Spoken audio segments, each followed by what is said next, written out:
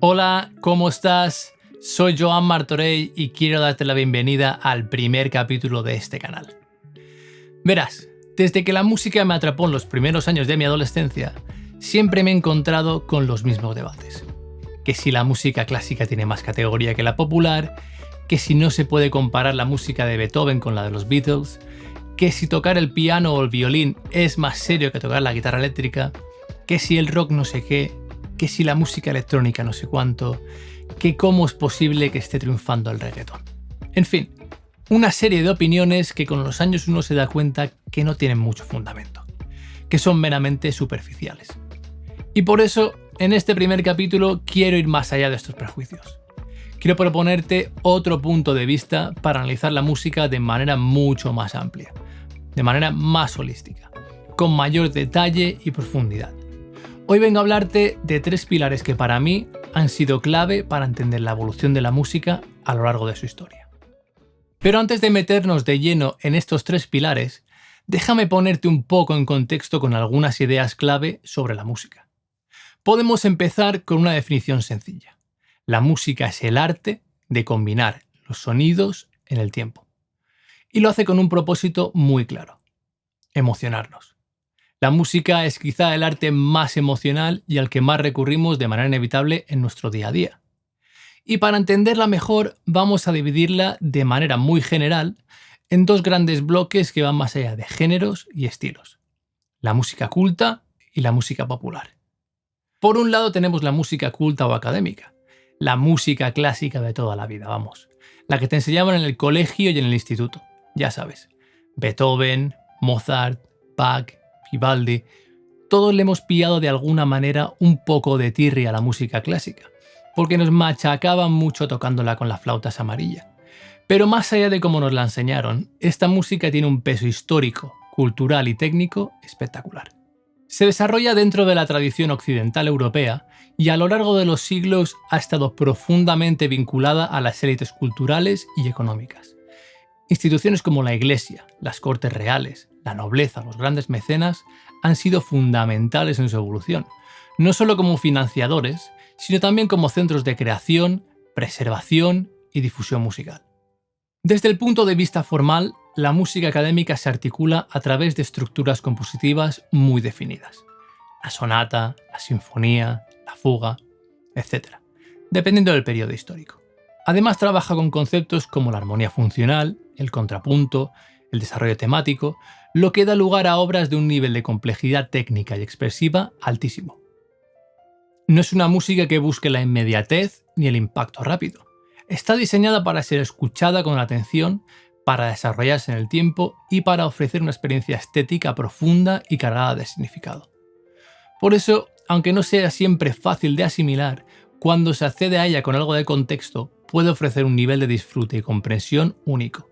Por otro lado, tenemos la música popular, y aquí hablamos de un universo enorme, que abarca un sinfín de géneros y estilos, desde canciones tradicionales y folclóricas hasta los grandes éxitos de la radio, pasando por el jazz, el blues, el rock, el reggaetón o el hip hop.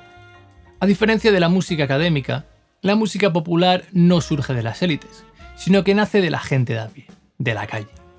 Tiene sus raíces en tradiciones musicales muy diversas: africanas, europeas, hispanoamericanas, asiáticas, y ha sido históricamente, al igual que la música culta, un reflejo directo de los cambios sociales, políticos y culturales de cada época. A nivel musical, suele ser mucho más flexible en su forma. No tiene por qué ajustarse a estructuras tan estrictas. Aquí lo importante es la conexión emocional, la inmediatez, la letra, el groove. Es una música que se ha adaptado constantemente a las distintas épocas y a los avances tecnológicos del momento. Y además, cada estilo dentro de la música popular no solo tiene su propio sonido, sino que también tiene su propia estética y su propia identidad cultural. Piénsalo, el rock, el punk, el heavy metal o el hip hop, cada uno tiene un lenguaje visual, una forma de vestir, de moverse o de hablar. Durante siglos, la música popular y la música culta han estado muchísimo más conectadas de lo que parece. Históricamente, muchos compositores académicos se han empapado de música popular para encontrar nuevas ideas, nuevos ritmos y nuevos sonidos. Tenemos ejemplos como el de Béla Bartók grabando cantos campesinos, Manuel de Falla, reivindicando el flamenco como arte mayor, o Dvorak, componiendo desde los espirituales afroamericanos. Y al revés también, músicos populares que se han inspirado en armonías, arreglos o estructuras de la música académica. Esa mezcla ha sido constante. Esa interacción, ese ida y vuelta, es lo que ha enriquecido ambos mundos. Pero claro, cuando la industria musical empieza a consolidarse a finales del siglo XIX y sobre todo ya en la segunda mitad del siglo XX con la explosión de la música de consumo, la música popular empieza a evolucionar a una velocidad imparable, ocupando el principal foco de atención en los medios y desplazando poco a poco a la música culta a un segundo plano, a un espacio más nicho. Explota el fenómeno fan y los artistas empiezan a convertirse en auténticos ídolos de masas. Y ese auge mediático de la música popular hace que mucha gente se interese en aprender a tocar instrumentos que antes no se veían como académicos.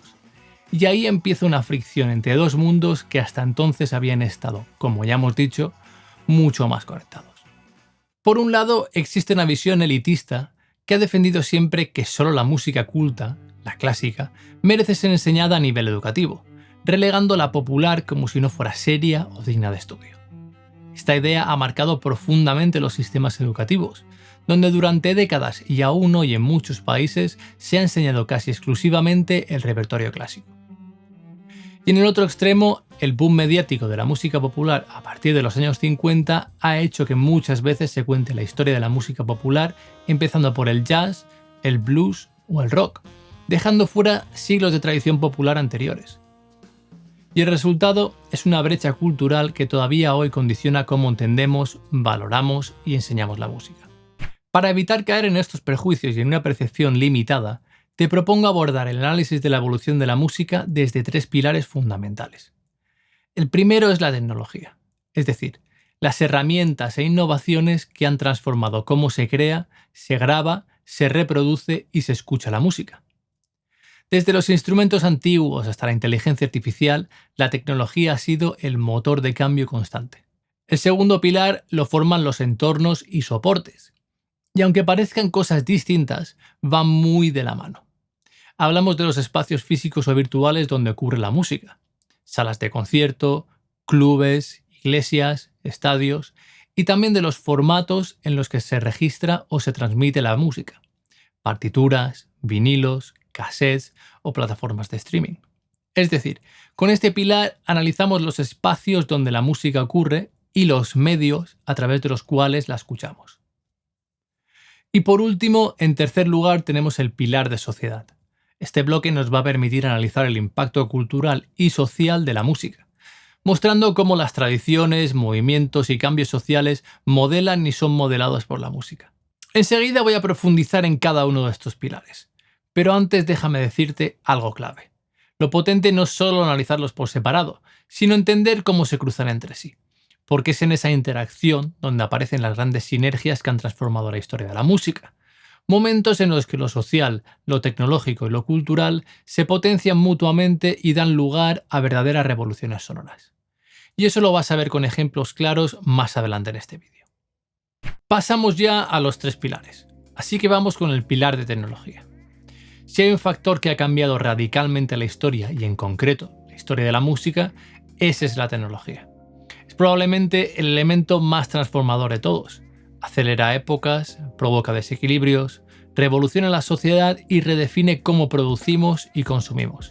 Pasó en el salto de la Edad Media a la Edad Moderna con la invención de la imprenta, que permitió producir partituras a gran escala y abrió la puerta a una nueva forma de entender, aprender, compartir y conservar la música. Pasó en el siglo XIX con los avances tecnológicos y la fabricación masiva de instrumentos. Pasó ya en la segunda mitad del siglo XX con la explosión del vinilo, la radio y la televisión, que transformaron la música en un producto global, mediático y generacional. Y está pasando ahora en pleno siglo XXI con el streaming, las redes sociales y la inteligencia artificial, que están redefiniendo no solo cómo se produce y se consume la música, sino también el papel del creador y el del oyente. Entre los grandes hitos tecnológicos de la historia de la música, podríamos destacar varios momentos clave. Por un lado tenemos la escritura musical. Sin notación no hay memoria musical. La invención y evolución de la escritura fue decisiva. permitió conservar, compartir y evolucionar obras musicales a lo largo de los siglos. Y no solo eso, transformó la música en patrimonio. Hoy esa notación ha llegado a dialogar con el código informático, otro lenguaje que abre nuevas formas de escritura, lectura y procesamiento del sonido. También tenemos los instrumentos de teclado, que han marcado distintos puntos de inflexión a lo largo de la historia. En el barroco, el clavecín y el clavicordio marcaron estilos y repertorios distintos.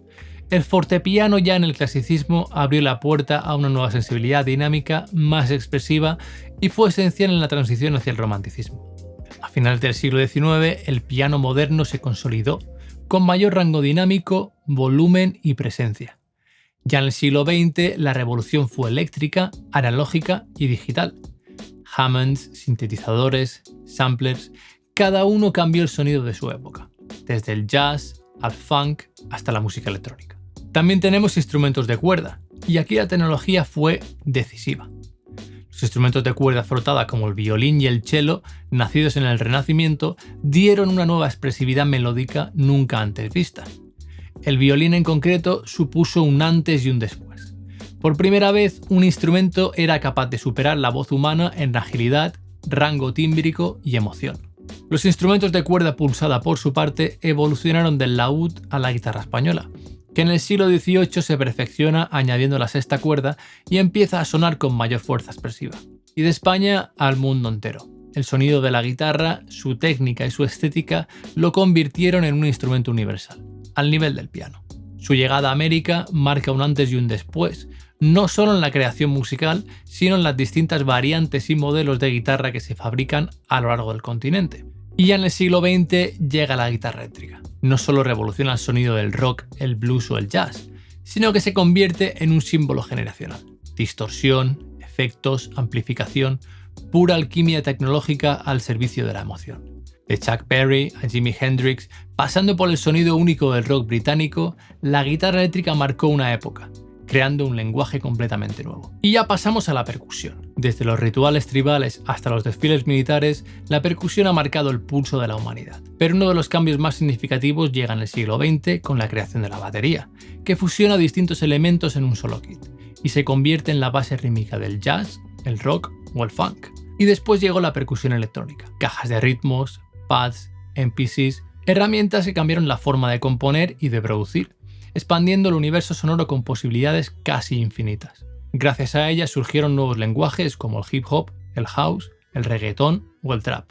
Y pasamos al segundo pilar, los entornos y los soportes. Dos conceptos que están estrechamente ligados porque definen dónde sucede la música y cómo la registramos, la reproducimos o la compartimos. Por entornos entendemos los lugares o escenarios donde la música cobra vida. Desde los orígenes de la humanidad, la música ha necesitado un espacio donde existir. En la antigüedad, los espacios abiertos eran clave. La música se mezclaba con el trabajo, la religión o la celebración. Con la llegada del cristianismo y la consolidación de la Iglesia como institución dominante en Occidente, los templos se convirtieron en entornos sonoros privilegiados. Las catedrales, con su reverberación natural y su simbolismo, marcaron un punto de inflexión. No solo se componía para ellas, se diseñaban acústicamente para amplificar la experiencia espiritual a través del sonido. Durante siglos, la Iglesia fue el gran mecenas y escenario de la música culta y religiosa, pero con el humanismo y el Renacimiento, el centro de gravedad empezó a moverse. Los ideales humanistas llevaron la música a palacios, salones y academias, y a partir del siglo XVIII, con la consolidación de la burguesía urbana, llegaron los auditorios públicos, los liceos y los grandes teatros de ópera. Se amplió el público, se diversificaron los estilos y surgió una nueva relación entre el artista y el oyente. A partir del siglo XIX, la ciudad se convierte en el escenario principal de la vida musical. Surgen nuevos espacios donde la música no solo se escucha, sino que se vive. Cafés cantantes, cabarets, salones de baile, teatros de variedades, clubes sociales, lugares donde lo sonoro se mezcla con el espectáculo y la vida nocturna. Ya en el siglo XX los entornos se expandieron. Salas de conciertos, estadios, discotecas, festivales al aire libre, cada uno con su propia estética, ritual y tecnología. Y sí, hoy también existen entornos virtuales, conciertos en streaming, experiencias inmersivas, comunidades musicales en plataformas digitales. Aunque estas plataformas sean técnicamente soportes, también han generado nuevos entornos. nuevas formas de encuentro, escucha y participación. Y eso las convierte en parte del nuevo paisaje sonoro de nuestra era. Y con esto pasamos a los soportes. Cuando hablamos de soportes nos referimos a los formatos y materiales que han permitido registrar, almacenar y reproducir la música a lo largo del tiempo. Durante siglos, el soporte principal fue el papel pautado. Gracias a la notación musical, las obras pudieron escribirse, estudiarse, transmitirse y evolucionar. No solo era una herramienta práctica, sino que también era un símbolo de legitimidad, patrimonio y un puente entre generaciones. Hacia finales del siglo XIX, en pleno auge de la era industrial y tecnológica, nació la grabación sonora. Primero con los cilindros de cera y luego con los discos planos de 78 revoluciones por minuto, formatos que cambiaron por completo la experiencia musical. Ya no hacía falta estar presente, podías escuchar una sinfonía en casa o descubrir artistas de otros países sin moverte del salón. Ya en el siglo XX el ritmo se aceleró. Llegaron los vinilos, los cassettes y los CDs. Cada nuevo soporte trajo nuevas formas de escuchar, nuevas posibilidades creativas y nuevos modelos de negocio. Hoy con el streaming la música ha dejado de ser un objeto para convertirse en un servicio. Ya no se compra ni se colecciona, se reproduce bajo demanda, alojada en servidores y potenciada por algoritmos que dictan qué, cuándo y cómo la escuchamos. Y en ese cambio hemos transformado no solo la forma de escuchar, sino también la forma de entender lo que es la música. Y pasamos al tercer pilar, la sociedad. A lo largo de la historia, los movimientos migratorios han generado grandes transformaciones. Nuevos asentamientos, choques culturales, movimientos de fricción, pero también periodos de intercambio, mestizaje y creación colectiva. Los desplazamientos humanos han redefinido cómo vivimos, cómo nos relacionamos y, por supuesto, cómo sonamos. La transición del campo a la ciudad, el auge de las urbes industriales, los flujos comerciales o las conquistas coloniales. Todos estos procesos han influido directamente en la cultura. La música, como un lenguaje vivo, ha sido siempre un termómetro de esos cambios. Durante siglos, la música se ha transmitido de manera oral, de boca a oreja, a través del contacto directo entre los pueblos. El Mediterráneo, por ejemplo, ha sido una zona de alta interacción cultural. Fenicios, griegos, romanos, árabes, judíos, cristianos. Esa confluencia de culturas dejó huellas en todo, y muy especialmente en la música. Un caso emblemático es el de las músicas iberoamericanas. Una fusión de herencias indígenas, africanas y europeas, fruto de siglos de intercambio entre América, África y Occidente. De ahí nacen sonidos como el fandango, la rumba, la salsa, el tango, la bossa nova o el guaguancó. Cada uno con su acento, pero todos con su ADN compartido que mezclan raíces profundas con dinámicas urbanas y coloniales. Lo mismo ocurrió en Estados Unidos con las músicas afroamericanas. Géneros como el blues, el jazz, el gospel, el rhythm and blues o el rock nacen de comunidades marcadas por la esclavitud, la resistencia y la búsqueda de una identidad. Y cuando estos sonidos cruzan el Atlántico y llegan a Europa, detonan en una transformación cultural sin precedentes. Nada de esto se puede entender sin el papel clave de la juventud como nuevo actor social del siglo XX. El fin de la Segunda Guerra Mundial da lugar a un mundo nuevo, y a partir de los años 50 los jóvenes empiezan a convertirse en los protagonistas del momento.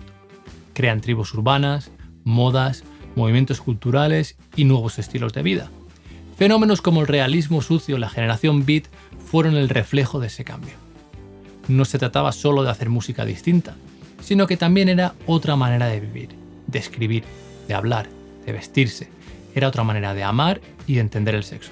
Desde entonces, cada gran revolución musical ha estado ligada a un cambio social, a una tensión y a una respuesta colectiva. Y esa es la clave de este pilar. Entender que la música no es solo una forma de arte, sino que es un síntoma, una herramienta y un motor de cambio social. Como ya hemos mencionado anteriormente, estos tres pilares o bloques han generado numerosas sinergias a lo largo de la historia. Por sinergias entendemos aquellos fenómenos o sucesos en que su efecto es mayor a la suma de sus partes.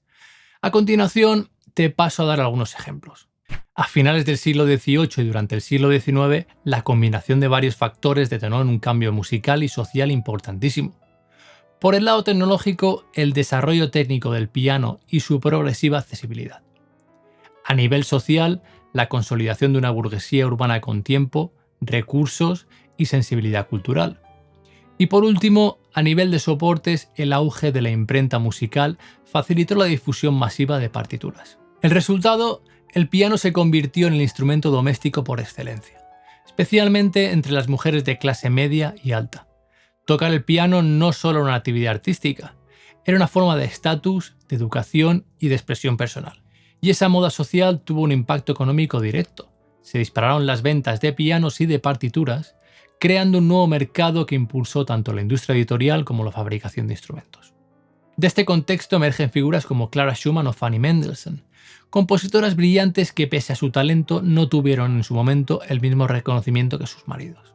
Aquí vemos con claridad cómo interactúan los tres pilares: la tecnología, con el desarrollo y abaratamiento de los costes del piano; los soportes, con una imprenta musical que permite que las partituras circulen de forma masiva; y la sociedad, con una clase burguesa, especialmente mujeres, que encuentra en la música un espacio de expresión, estatus y educación, dando lugar a uno de los primeros fenómenos de consumo musical masivo en la historia moderna, protagonizado por primera vez desde el salón doméstico, y no desde los grandes teatros. A mediados del siglo XX, la guitarra eléctrica junto al bajo y la batería se convirtió en el emblema de una nueva generación. Una juventud que por primera vez tenía voz, poder de consumo y voluntad de cambio. Este estallido coincidió con la generación Beat, que desde la literatura y la contracultura canalizaba el mismo impulso: romper moldes y buscar la libertad. Desde el rock and roll hasta el punk o el hard rock, la guitarra no solo marcaba el sonido, encarnaba una nueva actitud, una ruptura con el orden establecido. Los conciertos pasaron de los bares a los estadios. Nació la industria del espectáculo en vivo. El vinilo se consolidó como soporte dominante y la cultura musical pasó a ser un fenómeno global, transversal y juvenil. Y todo ello dio lugar a lo que hoy conocemos como las músicas populares y urbanas contemporáneas, una mezcla explosiva de tecnología, actitud y comunidad. Hoy estamos viviendo otra gran sinergia. La música ha entrado de lleno en la era digital y con ello han cambiado no solo los formatos, sino la forma de creación, difusión y escucha. Las plataformas de streaming han desplazado la idea de poseer música. Ahora la consumimos en tiempo real, guiados por algoritmos que nos sugieren qué oír según el momento del día o el estado de ánimo, o lo que mejor retenga nuestra atención. Pero el cambio no se detiene ahí. Las redes sociales como TikTok, Instagram o YouTube han modificado por completo cómo descubrimos la música, cómo se viraliza un tema o cómo se construyen las carreras artísticas. Hoy una canción puede nacer de un fragmento de 15 segundos, explotar globalmente sin haber sido publicada y posicionarse en lo más alto gracias a un baile, un meme o un reto viral. En este nuevo ecosistema, lo visual pesa tanto como lo sonoro, y lo instantáneo desplaza a lo narrativo. Esto ha transformado también el modelo productivo. Se priorizan los singles sobre los álbumes. Se acortan las duraciones y se optimizan las canciones para captar al oyente en los primeros 10 o 15 segundos. Además, esta revolución digital ha reactivado la industria musical en términos económicos, pero también ha abierto una crisis en la distribución de beneficios, donde muchos artistas denuncian modelos injustos de remuneración. Y por si fuera poco, aparece una nueva dimensión tecnológica: la inteligencia artificial. Sistemas capaces de generar voces sintéticas, instrumentales realistas o incluso canciones completas en cuestión de segundos. Esto abre un nuevo capítulo de la historia musical, lleno de posibilidades, pero también de preguntas éticas, estéticas y legales que todavía no sabemos cómo vamos a responder. Como ves, entendiendo estos pilares, podemos apreciar cómo la música ha evolucionado en el pasado y al mismo tiempo obtener pistas sobre hacia dónde podría ir en el futuro. Estas bases no solo iluminan las tendencias históricas, sino que también nos preparan para anticipar las innovaciones y cambios que podrían definir la música en los años venideros. Así, al mirar hacia atrás y hacia adelante, ganamos una comprensión más completa de la música como un fenómeno en constante evolución, influenciado por avances tecnológicos, cambios sociales y nuevos espacios de expresión. Y ya para terminar, quiero quedarme con lo emocional de la música, con la parte subjetiva. ¿Qué significa para nosotros en nuestra vida y la percepción que tenemos de la música como sociedad, tanto a nivel individual como colectivo? Más allá del debate entre música culta y música popular, entre si una es mejor o vale más que la otra. A nivel individual, la música que escuchamos, el tiempo que le dedicamos, los eventos musicales a los que asistimos o cómo nos socializamos a través de ella forma parte de nuestra percepción y del concepto que tenemos de la música. Querer educar a nuestros hijos en un entorno musical y cultural también forma parte de nuestra percepción y de nuestros valores en torno a la música y la cultura. Cuando nos viene una amiga, un familiar o un hijo y nos dice que se quiere dedicar a la música de manera profesional, ¿cómo reaccionamos? ¿Nos parece bien? ¿Nos lo tomamos a broma? ¿O por el contrario, nos da el disgusto de nuestra vida? Porque claro, con la música ya se sabe, eso es pan para hoy y hambre para mañana. Eso no es vida. Es mejor buscarse un trabajo serio y luego dedicarte a la música en tu tiempo libre. Todo esto que nos han dicho tantas veces forma parte, como digo, de la percepción subjetiva que tenemos de la música y cómo la incluimos dentro de nuestra escala de valores. A nivel colectivo igual, ¿cuál es la percepción de nuestros gobernantes y del establishment de nuestro país? ¿Qué importancia se le da a la música y a la cultura en el plano educativo? ¿Cuál es el estado de las instituciones y de las escuelas? ¿Tenemos institutos, universidades o centros de alto rendimiento dedicados especialmente a la cultura y a la música, tanto clásica como popular? ¿Existe una industria musical sólida con estructuras estables para quienes se quieren dedicar a esto? Todo esto también nos da información, como digo, de la percepción que tiene un país o una sociedad sobre la música y cómo ésta va a evolucionar en el futuro. Y con esto llegamos al final de este episodio. Espero haberte brindado una perspectiva más amplia sobre la música, no solo como forma de arte, sino como un componente vital en la evolución del ser humano. Sé que te he volcado muchísima información, pero a medida que avancemos en este canal, iremos desgranando poco a poco todos estos conceptos y este contenido. Por mi parte, esto es todo. Soy Joan Martorell. Si te ha gustado el programa, suscríbete y te espero en el próximo vídeo para seguir hablando de música.